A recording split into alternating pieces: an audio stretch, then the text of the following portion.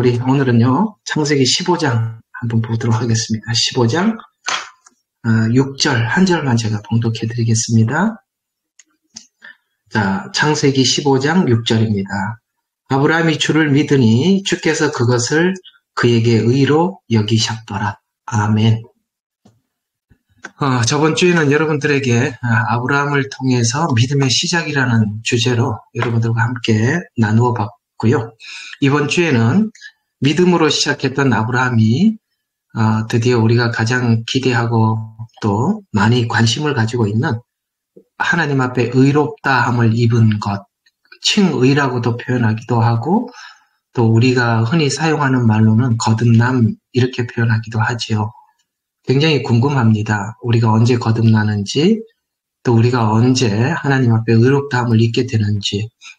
여러분 신약 성경에는 특별히 그 로마서하고 갈라디아서가 구원에 대한 내용을 자세히 기록하고 교리적으로 잘 정리해 두었죠.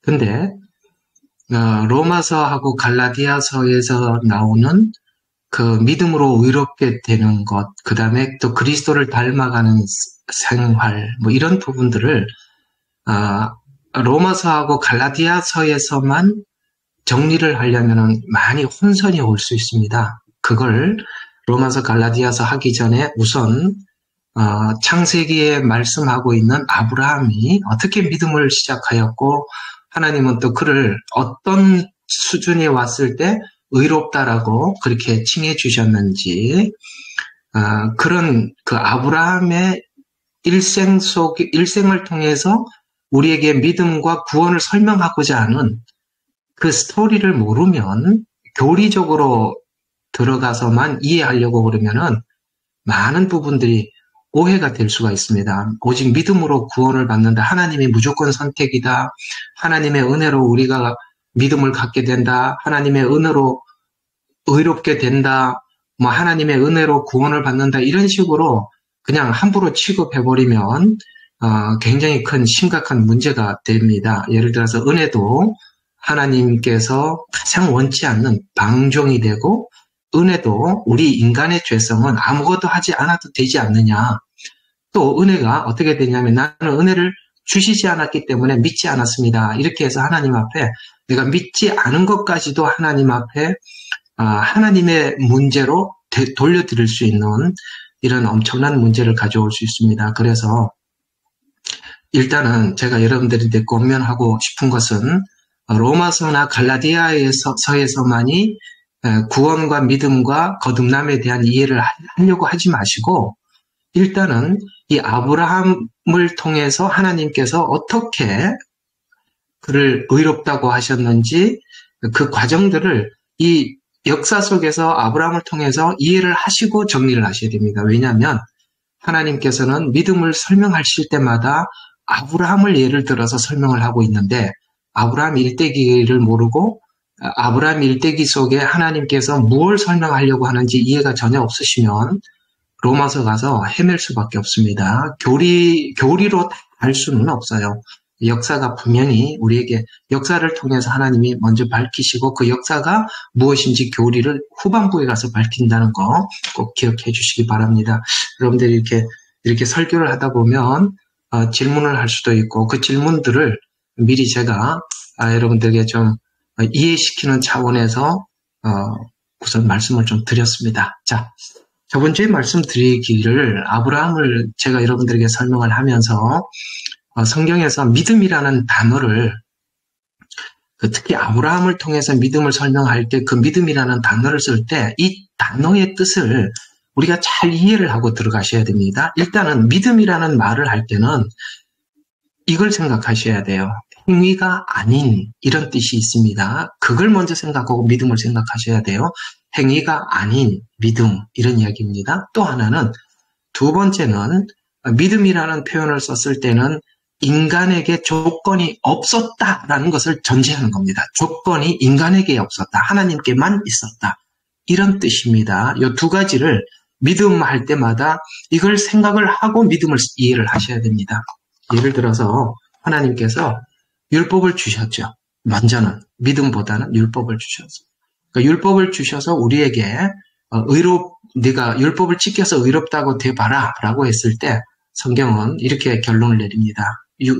율법의 행위로는 의롭게 될 육체가 없다라고 그렇게 이미 결론을 내리셨죠. 그래서 우리는 율법으로는 행위로는 결코 하나님 앞에 의롭다 함을 얻을 육체가 한 명도 없다고 성경은 분명히 그렇게 지적을 하고 들어가고 있다는 거. 그래서 성경에서 말하는 의, 믿음 이런 이 단어들을 쓸 때마다 이 단어를 어떤 의도에서 성경은 사용했는지를 먼저 이해를 하셔야 됩니다. 그러면 하나님은 왜 우리에게 구원을 주실 때 인간에게 행위에서 난 것이 아닌 오직 하나님이 주시는 믿음으로만 구원을 얻게 하셨을까요? 그것은 에베소서에서 잘 나와 있습니다. 아무도 자랑치 못하게 하려 함이라고 말씀하고 있거든요.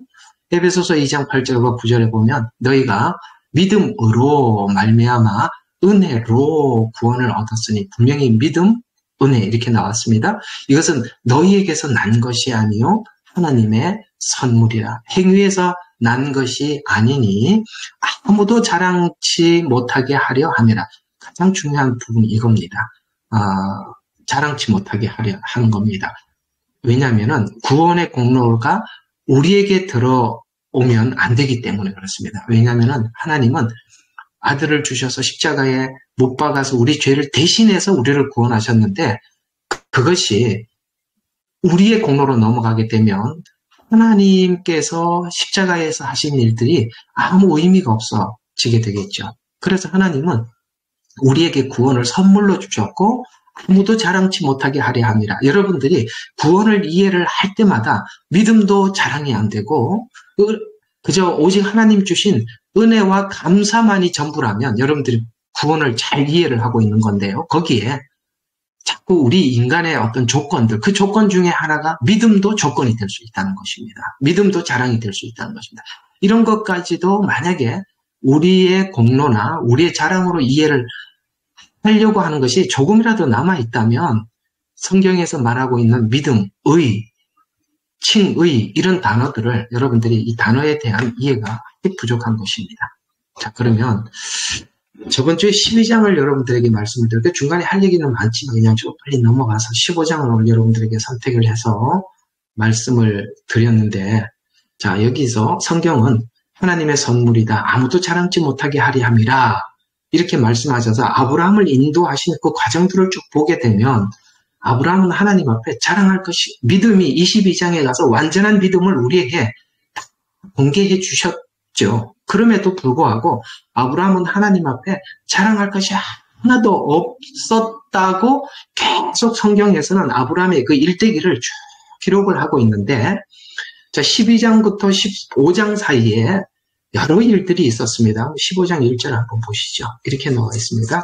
이런 일들 후에 요 굉장히 중요한 말입니다. 이렇게 줄을 좀 쳐주시면 좋습니다. 이런 일들. 그럼 앞에 12장부터 15장까지 이런 일들이라고 했으니까 어떤 일들이 있었는가 한번 볼 필요가 있습니다. 이 일들이 굉장히 중요한 일들이었거든요.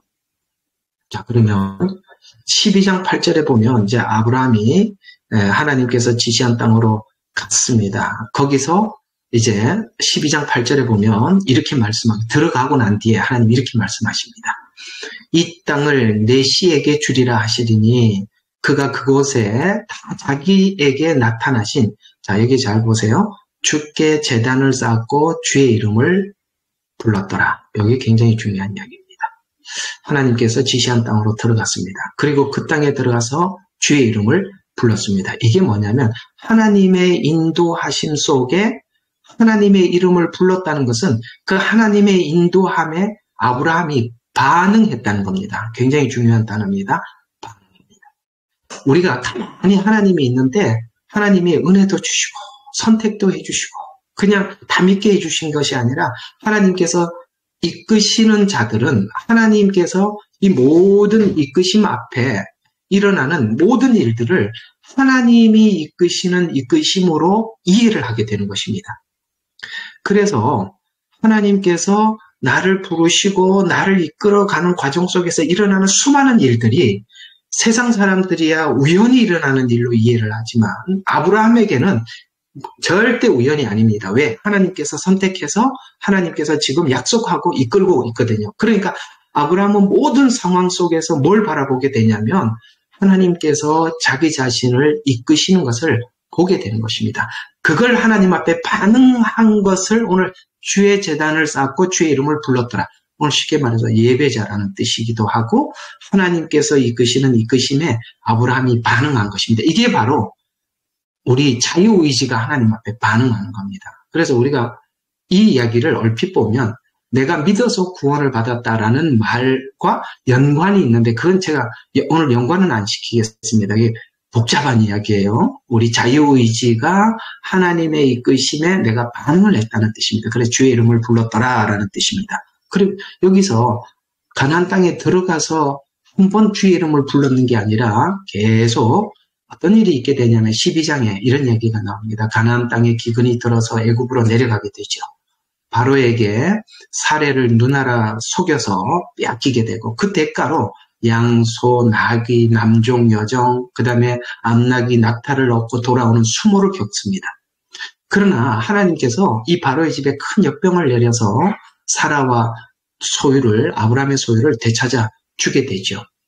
그래서 이집트 땅에서 나와서 베델로 가면서 하나님이 어떤 분인지를 하나님께서 철저하게 약속하신 대로 자기를 이끄실 뿐만 아니라 자기의 삶을 보호하고 이끌고 있다는 것을 이제 아브라함은 점점 하나님에 대해서 이해하게 되고 그 이해가 믿음으로 점점 바뀌게 되는 것입니다. 그래서 다시 한 번 더 13장에 가서는 아브라함이 처음 제단을 쌓았던 자리에 그곳에 여호와 이름을 부르니라 라고 이렇게 얘기해요. 아까 보니까 처음에 들어가서 여호와 이름을 불렀던 그곳에 가서 다시 하나님 앞에 주의 이름을 불렀습니다. 여러분 그리스도인과 비그리스도인들 하나님 앞에 하나님을 진심으로 믿는 자와 믿지 않는 사람들의 차이는 분명히 한 가지가 있는데 그것이 뭐냐면 모든 일상 삶 속에서 그리스도인들은 하나님의 인도하심을 바라보면서 모든 일어나는 일들을 그런 시각에서 보고 있다는 것입니다. 그래서 하나님께서 이끄시는 그 모든 이끄심에 대해서 하나님의 이름을 부르고 하나님 앞에 감사하기도 하고 하나님 앞에 반응한다는 것이죠. 그래서 아브라함은 이 일 후에 주의 이름을 부르니라 또 반응을 했죠. 13장에 넘어가게 되면 처음으로 제단을 쌓아 여호와의 이름을 부르면서 13장에 보면 이제 드디어 아브라함이 경험한 건 뭐냐면 하나님의 보호를 경험한 아브라함은 이제 롯과 헤어질 결단을 하게 됩니다. 여기서 그저 종들이 서로 다툼이 있어서 헤어졌다라고 이해를 하는데 그 당시에는 족장사회입니다.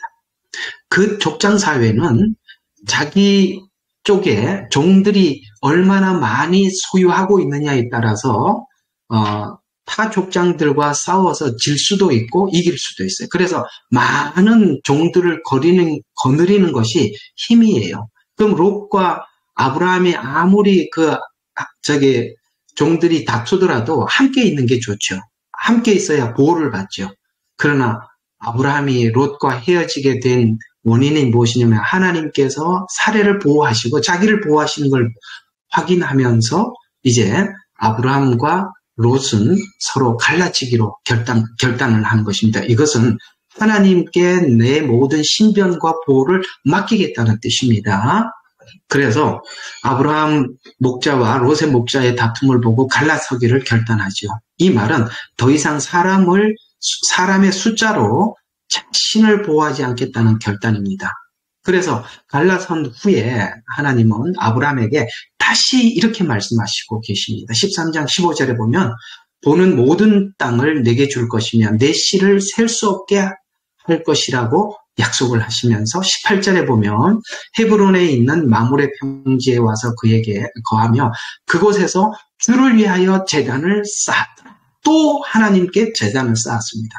이 부분이 다른 것입니다. 굉장히 중요한 이야기입니다. 계속 뭘 하고 있죠? 하나님이 하신 일들에 대해서 관찰을 할 뿐만 아니라 하나님 앞에 계속 반응을 합니다. 그래서 14장에 엄청난 용기를 내어서 놀라운 일을 하나 하지요. 그게 뭐냐면 시날 땅에 5개 왕들이 있었는데 시딤 골짜기에서 전쟁이 일어나게 됩니다. 그때 소돔에 살던 롯이 사로잡혀갔다는 소식을 듣게 되죠. 그러자 자기 집에 훈련받은 318명 종들을 데리고 가서 롯과 재물들과 여자들과 종들을 찾아오는 경험을 하게 됩니다.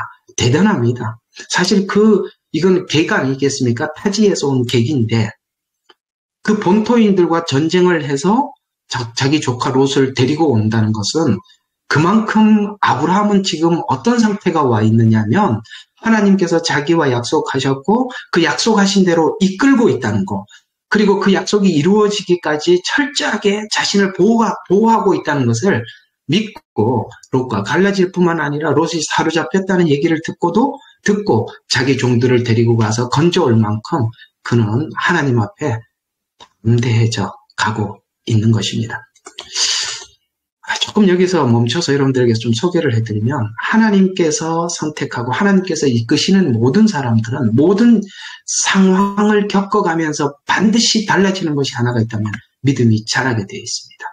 반드시 믿음이 자라게 되어 있습니다. 우리가 어떤 사건을 겪든지 하나님을 향한 신뢰감이 더더욱 돈독해져 간다는 것이죠. 그래서 318명을 데리고 가서 모든 것을 찾아오는 경험을 하다가 그 유명한 멜기세덱 이야기가 등장하는데요. 14장 18절에 보면 샬렘이라는 왕이 있었어요. 그 왕에게 멜기세덱에게 11조를 드린 사건이 나옵니다. 여기 이제 히브리서에 이 멜기세덱이 등장하는데 요건 이야기가 굉장히 좀 복잡한 이야기입니다. 자, 그건 좀 넘어가고요. 자, 그래서 여러분 아시다시피 멜기세덱은 바로 예수님을 예표하고도 있습니다.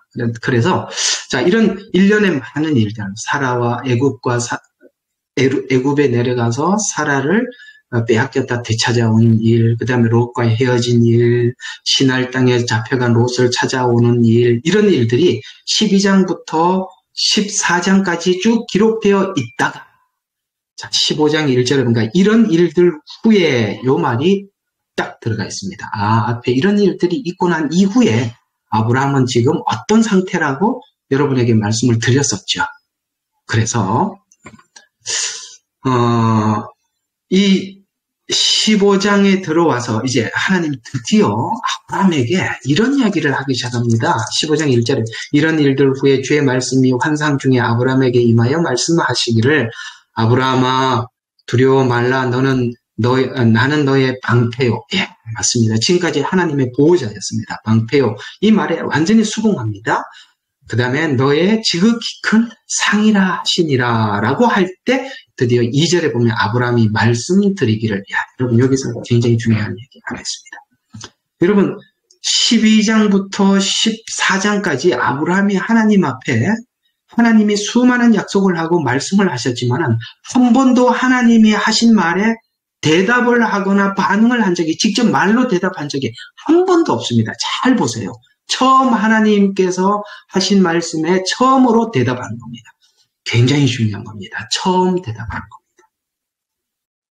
그래서 2절에 아브라함이 말씀드리기를 나는 자식이 없사오며 내 집의 청지기가 다마스커스의 엘리에셀이 오니 주 하나님이여 나에게 무엇을 주시려나이까 하고 드디어 진짜 자기가 하나님 앞에 묻고 싶은 이야기를 하면서 하나님 저를 통해서 하나님께서 그 씨를 번성케 하신다고 그러면은 사실 하나님 저 자식 없는 거 알잖아요. 그러니까 우리 집에 상속자는 그때 그 당시 상속받을 자녀가 없으면 그 가장 인정하는 종에게 상속을 줬거든요. 그러니까 지극히 상식적으로 하나님 앞에 대답을 한 것이죠.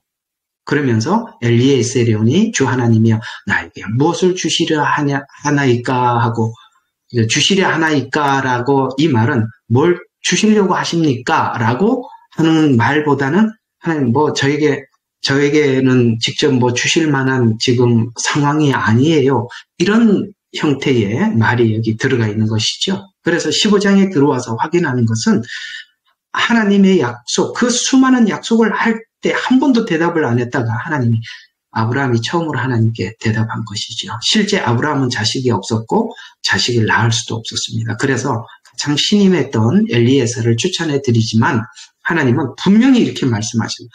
내 몸에서 날 자가 내 상속자가 될 것이다. 이렇게 말씀하고 있습니다. 내 몸에서 날 자. 그래서 처음에 이제 사라를 선택을, 하가를 선택해서 이스마엘을 낳고, 그게 아니다. 라고 하면서 내 정부인에게서 낳아야 한다. 라고 해서, 사라를 통해서 이삭을 낳습니다. 이 이야기는 갈라디아서에서 다시 설명하고 있습니다. 그래서 여러분, 갈라디아서와 로마서에만 찾지 마십시오. 그러면 자꾸 신학에 빠져요. 신학에 빠지면 문제가 돼요. 절대 안 풀립니다. 그래서 이 창세기 12장부터 아브라함을 설명하고 있는 이 설명 속에 하나님이 지금 아브라함에게 뭘 하려고 하는지 그 순서와 과정을 정확하게 알고 로마서하고 갈라디아서에서 풀어야 되는 거거든요. 그래서 이제 지극히 이성적인 생각과 전능하신 하나님 약속 사이에 그 둘의 대화를 우리는 제3자 입장에서 지금 보고 있죠. 그래서 15장 5절과 6절에 보면 하나님이 이렇게 말씀하십니다. 별을 세어봐라. 내 시가 이렇게 많을 것이다. 라고 이렇게 하나님이 말씀하셨어요. 그랬더니 그 유명한 말이 나옵니다. 이게 15장 6절 굉장히 유명한 말입니다. 아브라함이 주를 믿으니 주께서 그것을 의로 여기셨더라. 이게 바로 로마서에서 말씀하고 있는 거듭남입니다.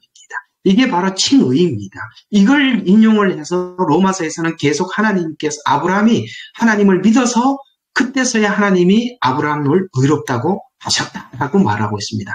우리는 생각할 때 12장부터 하나님께서 아브라함을 선택할 때부터 하나님이 의롭다라고 그렇게 의롭다고 칭해 주셨다고 생각하시죠? 아닙니다. 15장에 와서야 드디어 하나님께서 아브라함을 의롭다고 말씀하신 것입니다. 우리는 신앙생활 하다가 이런 이상한 느낌을 받을 때가 있습니다. 뭐냐면 나는 하나님을 믿고 하나님께서 나를 거듭났다라고 인정해 주는 줄 알았는데 어느 시간에 내가 믿음이 좋고 하나님 앞에 제대로 신앙생활을 잘 하고 지금 괜찮게 서 있다고 생각하는데 어느 날 하나님께서 드디어 나를 의롭다고 칭해 주시는 그런 하나님의 확실한 믿음을 내 마음속에 가질 때 깜짝 놀랄 때가 있습니다. 그게 뭐냐면 나는 이미 과거에 거듭났다고 생각했는데 어느 시간에 가보니까 아니었고 지금이야 하나님께서 나를 의롭다고 받아주셨어요. 12장에 하나님께 부름을 받고 반응할 때부터 하나님께서 아브라함을 의롭다고 해준 게 아니라 15장에 와서야 수많은 상황을 겪고 하나님을 이해하고 하나님을 받아들이고 우리 자유의지가 하나님의 일하는 방식을 받아들이고 난 이후에 아브라함을 하나님이 의롭다라고 칭해 주셨단 말이에요. 이 문제만큼은 굉장히 심각한 겁니다. 왜냐하면 우리는 교회를 가면 사형리나 기본적인 성경 공부를 딱 하고 당신은 이제 예수 믿었습니다. 구원받았습니다. 거듭났습니다. 이렇게 말씀하고 있는데요. 성경은 아브라함 이야기를 보면 전혀 그렇지 않아요. 어쩌면 우리가 살아가면서 겪는 오늘 여기 12장부터 15장까지 겪는 이 수많은 사건들은 내가 하나님 앞에 거듭나게 하기 위해서 하나님께서 하나님을 체험해 주시고 하나님께서 나를 이해시켜주는 사건들이 많이 있는 겁니다. 우리에게. 그리고 15장 이후부터는 아브라함이 겪는 상황이 또 달라요. 잘 기억해 주시고 15장에 와서야 아브라함이 주를 믿으니 주께서 그거를 의로 여기셨다라고 의롭다라고 칭해 주셨다라고 말씀하고 있다는 것입니다. 이 말씀이 로마서에서 이 말씀을 굉장히 많이 인용을 하고 있는데 특히 4장에서 이렇게 인용을 하고 있습니다. 자, 로마서 4장 13절과 16절에 보면 아브라함이 세상의 상속자가 되리라고 하신 약속은 아브라함이나 그의 씨에게 율법을 통해서 하신 것이 아니요. 행위의 법칙이 아니라는 거죠. 믿음의 의를 통해서 왜요? 믿으니 의로 여기셨더라라는 말을 여기서 그대로 사용하고 있는 겁니다. 믿음의 의를 통하여 하신 것이라. 만일 율법에 속한 자들이 상속자라면 믿음이 헛것이 되고 그 약속은 무효가 되느니라. 무슨 말입니까? 믿음으로도 의롭게 되고 행위로도 의롭게 되는 이런 일은 없다는 겁니다. 둘 중 하나는 무효가 된다는 거예요. 그래서 율법에 속한 사람들이 상속자라면 믿음은 헛것이 된단 말이에요. 그 약속은 무효가 되느니라. 너무 선명하게 말씀하고 있잖아요. 두 법칙은 공존할 수가 없어요. 그래서 율법은 진노를 일으키나니 율법이 없는 곳에는 범함도 없느니라.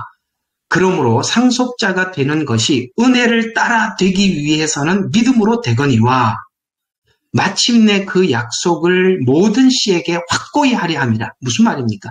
믿음의 법칙만이 믿음으로 의롭게 되는 것만이 우리가 하나님 앞에 내 믿음이 확고한 것이지 우리가 행위로 하나님 앞에 의롭다함을 얻으라라고 하면 우리는 행위로 하면 할수록 위선자가 되고 하면 할수록 우리는 불안해질 수밖에 없는데 하나님께서 믿음으로 의롭다고 하기 위해서 아브라함을 이끌면 이끌수록 아브라함은 믿음이 더더욱 견고해지 가더라는 거예요. 바로 행위의 법칙과 믿음의 법칙은 행위로 가면 갈수록 불안해져 가는 것이 행위의 법칙이라면 믿음의 법칙은 하나님 앞에 인도함을 받으면 받을수록 견고해져 간다는 거예요. 그 얘기 아닙니까? 그러므로 상속자가 되는 것이 은혜에 따라 되기 위해서는 믿음으로 되거니와 마침내 그 약속을 모든 씨에게 확고히 하려 합니다. 아멘. 믿음만이 우리의 구원을 확고하게 하는 것입니다. 율법에 속한 자들뿐만 아니라 아브라함의 믿음에 속한 자들에게도니라. 그는 우리 모두의 압이라. 샘플이요. 모델이라는 거예요. 이 방식대로 모두 다 같은 방식으로 구원하시고 같은 방식 안에서 의롭다함을 얻고 같은 방식 안에서 부활을 믿고 십자가를 믿게 된다. 이 말입니다. 모두의 압이라.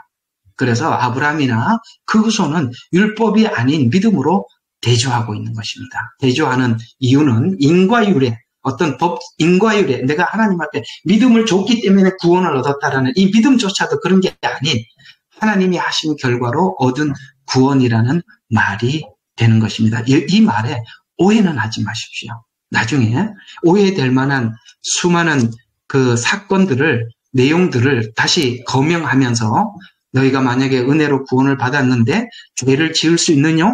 결코 그럴 수 없느니라. 여러분, 은혜로 구원을 받은 사람은요, 은혜를 악용하지 않습니다. 자, 아브라함은 이제 하나님의 은혜인 믿음의 법을 이고, 그래, 여기서 아브라함은 의롭게 되었고, 거듭난, 우리말로 하면 구원을 받게 된 것이죠. 그래서 하나님께 이 약속을 어떻게, 하나님, 그렇다면 나를 의롭다고 하셨어요. 그럼 이 약속을 하나님께서 마지막까지 어떻게 지킬 것인지 나에게 좀 가르쳐 주십시오. 라고 한 말이 15장 8절입니다. 한번 볼까요? 자, 그가 말씀드리기를 주 하나님이여 내가 이 땅을 유업으로 삼으실 줄 무엇으로 알겠습니까? 라고 물었을 때 9절에서 17절까지 하나님께서 언약식을 하자고 합니다. 그래서 여기 보면 10절에 보면은 그가 모든 것을 주께로 암소, 그 다음에 염소, 순양, 산비둘기, 집비둘기 이런 걸 취해서 하나님 앞에 가지고 가서 제사를 지내기 위해서 기다리고 있죠. 그러다가 하나님께서 17절 중요한 이야기가 여기 나옵니다. 해가 져서 어두웠는데 연기 나는 가마가 보이며 불타는 등이 쪼갠 고기 사이를 지나가더라. 원래 그 당시에 언약식을 짐승을 잡아놓고 이렇게 반을 갈라놓습니다. 그리고 두 사람이 이렇게 손을 마주 잡고 그 쪼갠 고기 사이로 이렇게 지나가는 겁니다. 이건 피의 언약이고 생명의 언약이라는 것인데 만약에 서로 간에 이 약속을 지키지 못하면 여기 지금 짐승이 제물이 돼서 죽은 것처럼 그 둘 중에 하나는 죽을 것이라는 것입니다. 이게 피의 언약이라고 하는 거거든요. 그런데 아브라함과 원래 하나님 같이 하자고 이렇게 손을 잡고 지나가자고 그래놓고 하나님 홀로 지나가십니다. 이게 뭔 이야기입니까? 원래 처음부터 하나님이 그렇게 시작했던 겁니다. 12장 1절에 보면 주께서 2절 보십시오. 내가 너로 큰 민족을 이루게 할 것입니다. 내가 너로. 여러분 아브라함에게 하나님 계속 찾아오셔서 한 말이 뭡니까? 내가 너로. 아멘. 아브라함은 빠져. 하나님이 직접 하시겠다는 겁니다. 이게 만약에 구원을 위해서 우리가 어떤 조건이라도 하나님이 조금이라도 조건을 걸어놓으면 우리는요 절대 하나님 앞에 구원을 받을 수 없습니다. 그래서 하나님 홀로 내가 너를, 이게 신약에서는 어떻게 등장하느냐. 우리가 아직 죄인 되었을 때 자기 아들을 우리 죄를 위해서 보내주셨다라고 말씀하고 있습니다. 그때 우리가 언제 하나님 우리 구원을 위해서 아들을 보내달라고 요청한 적이 언제 있습니까? 아무도 없었어요. 그러나 하나님께서는 우리가 죄인 되었을 때 아들을 보내주셔서 우리를 다 구원해 주시고 사람들을 보내서 그 구원을 완성하고 우리에게 듣게 하시고 믿게 하시고, 그래서 그 아들 예수 그리스도를 내 마음속에 두게 하셨습니다. 그래서 여러분들이 생긴 믿음은 들음으로 생긴 거예요. 뭘 해서 된 게 아니라 하나님이 다 해놓은 걸 사람을 보내서 듣게 하시고, 그 들은 믿음을 가지고 우리가 하나님 앞에 하나님의 믿음을 꺼내놓게 된 것입니다. 이 믿음조차도 우리에게 나온 게 아니라 하나님의 은혜였다는 것입니다. 하나님께서는 왜 인간의 행위에 맡기지 않고 홀로 하셔야만 했을까요? 그것은 인간의 행위의 구원에 운명이 걸려 있다면 진노와 심판 외에 아무것도 없기 때문인 것입니다. 로마서 4장 15절에 보면 율법을 진노를 일으키나니 율법이 없는 곳에 범법함도 없다는 말은, 율법은 진노를 일으킨다는 말은 율법으로는 진노밖에 심판 외에는 아무것도 없다는 것입니다. 그래서 창세기 1장부터 11장까지 인간이 심판을 경험을 해도 뭐밖에 못합니까? 심판을 피해 보려고 하는 그런 것 이외에는 사람이 할 수 있는 게 아무것도 없었다라고 1장부터 11장까지 말씀하시고, 하나님은 아브라함 그 한 사람을 선택을 하셔서 우리에게 은혜를 주셔서 그 구원을 하나님의 은혜로 받을 수밖에 없다라고 아브라함을 선택해 주신 것입니다. 그래서 로마서 4장 17절에 보면 기록된 바 내가 너를 많은 민족들의 아비가 되게 하였노라 함과 같으니, 그가 믿는 그분, 아브라함이 믿는 그분이란 말입니다. 그래서 결국은 아브라함이 어디까지 가느냐? 죽은 자를 살리고 없는 것을 있는 것처럼 부르시는 하나님 앞에 섭니다. 아멘. 우리는 우리 죄를 대신해서 십자가에 예수님이 죽으신 것을 내가 믿고 주님과 함께 죽습니다. 그래서 죽은 자를 살리는 하나님을 믿기 때문에 우리는 죽을 수 있는 거예요. 옛 자아를 죽일 수 있고 옛 성품을 죽일 수 있는 것입니다. 왜요? 하나님이 다시 살리실 줄로 믿기 때문입니다. 그것이 바로 아브라함이 가진 믿음이지요. 그래서 죽은 자를 살리듯 없는 것을 있게 하듯이 반대로 인간이 할 수 없는 방법으로 하실 것을 하나님과 함께 배우고 믿게 되어서 믿음이 확고하게 되어져 간다는 아주 중요한 대목을 우리에게 말씀하고 있어요. 그래서 시간이 갈수록 75세 때 부름을 받아서 100세가 되어서도 믿음이 더 견고해져 간다고 성경은 말씀하고 있는 것입니다. 그리스도와 관계를 가지고 산 만큼 믿음이 견고해져 가고 확신으로 채워져 갔다라고 성경은 말씀하고 있지요. 그래서 로마서 4장 19절에 보면 그가 믿음이 약해지지 아니하고 약 100살이 되고도 자기 몸에 이제 죽은 것으로 생각하지 않고 또 사라의 태도 죽은 것으로 생각하지 아니하였느니라.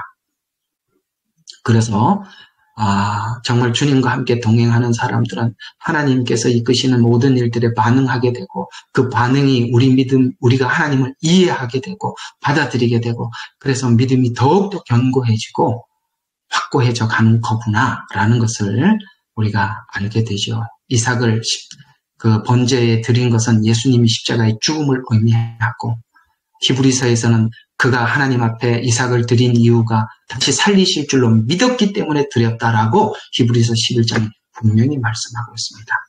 저와 여러분이 믿는 믿음이 무엇입니까? 바로 십자가에서 죽는다면 다시 사는 믿음입니다. 이 믿음이요. 여러분, 이 마지막 때를 여러분을 지켜주는 것입니다. 가장 분명한 피난처는 예수 안에서 죽고 그와 함께 다시 사는 것입니다.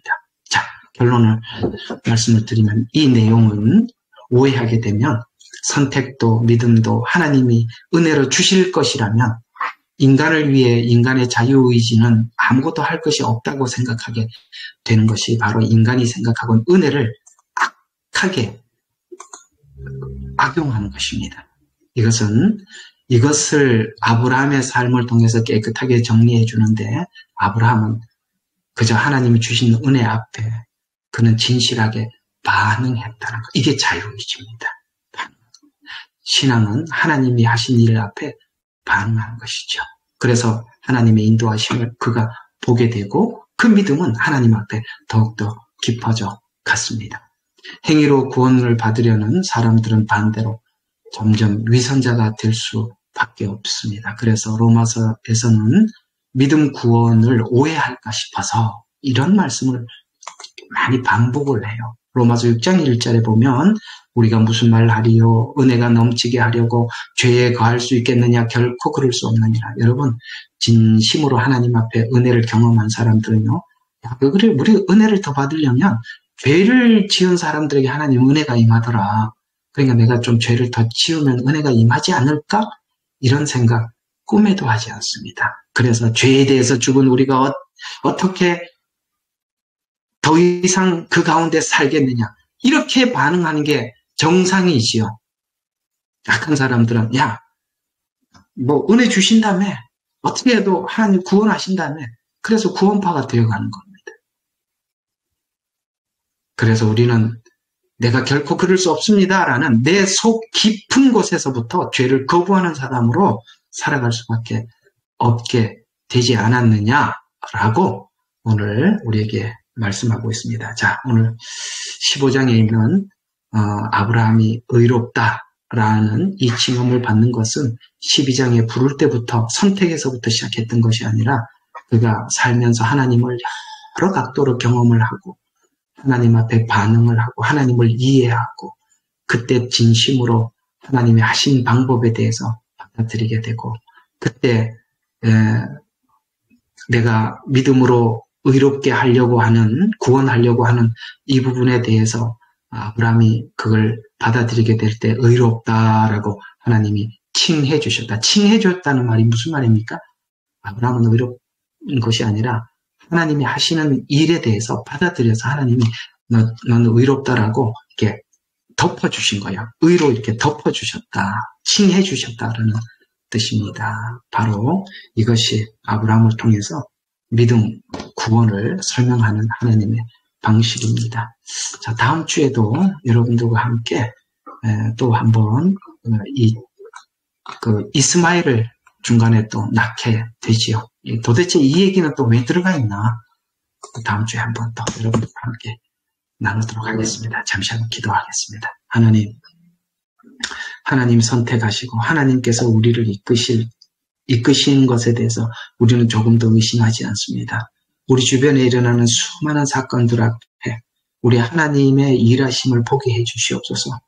그래서 아버지 하나님, 우리가 하나님을 경험할 때마다 하나님 되심을 내 가슴속 깊이 받아들이고 아버지 하나님, 하나님의 이름을 부르고 하나님과 연합하며 하나님과 더 깊어져 갈 수 있는 우리들이 되게 해주셔서 아버지 하나님, 이 마지막 때 우리가 흉흉한 소식을 주님이 오실 때가 가까워서 전 수많은 소식을 듣지만 이 소식보다 하나님의 일하심이 하나님께서 예수 그리스도를 십자가에 죽었으나 살리신 그 하나님의 그 전능하심 앞에 우리의 삶의 전체를 올려드리고 맡겨서 하나님이 흉흉한 소식에 매몰되지 않고 그것을 거슬러 올라가 아버지 하나님 이 복음을 전파하고 하나님과 함께 더불어 이 삶을 드릴 수 있는 그런 삶을 살아갈 수 있도록 저들을 축복하여 주시옵소서.